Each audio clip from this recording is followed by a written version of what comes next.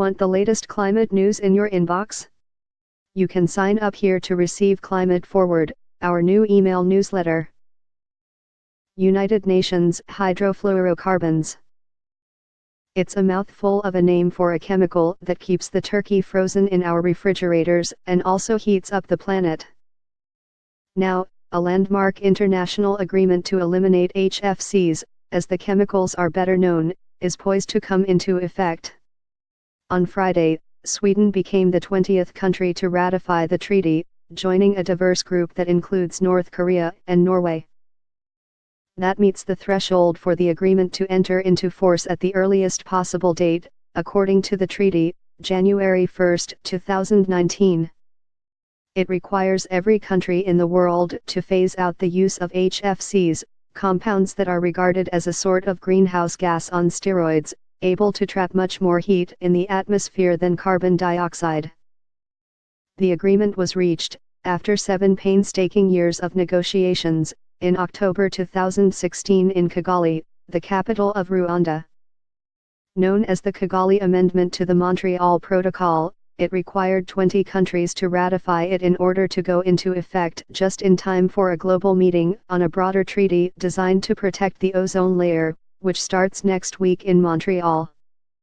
More important, its advocates say, the ratification sends a message to companies that make the compounds and to companies that use coolants in their products that they will have to come up with alternatives. That's a powerful signal to the market that they better continue to adjust their investment decisions and their production to meet the standards under this amendment, said Durwood Zake, president of the Institute for Governance and Sustainable Development, an advocacy group in Washington. The United States has not yet ratified the measure, nor has the Trump administration said whether it plans to. The United States is one of the world's biggest makers of HFCs, and if it fails to ratify the agreement, it could potentially hinder the ability of American companies to sell coolants to other countries that have ratified the agreement. Now the question is, will the U.S.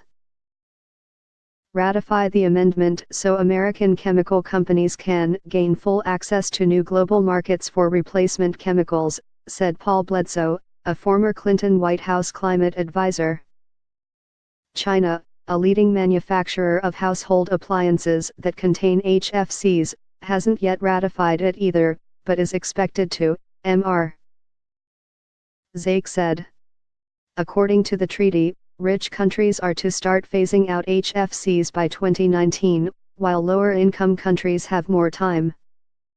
H.M. Steiner, head of the United Nations Development Programme, said in a September 2017 speech that a drawdown of HFCs, according to the Kigali Amendment, could avoid up to 0.5 degrees Celsius of global warming by the end of the century, making it one of the single largest opportunities to reduce emissions.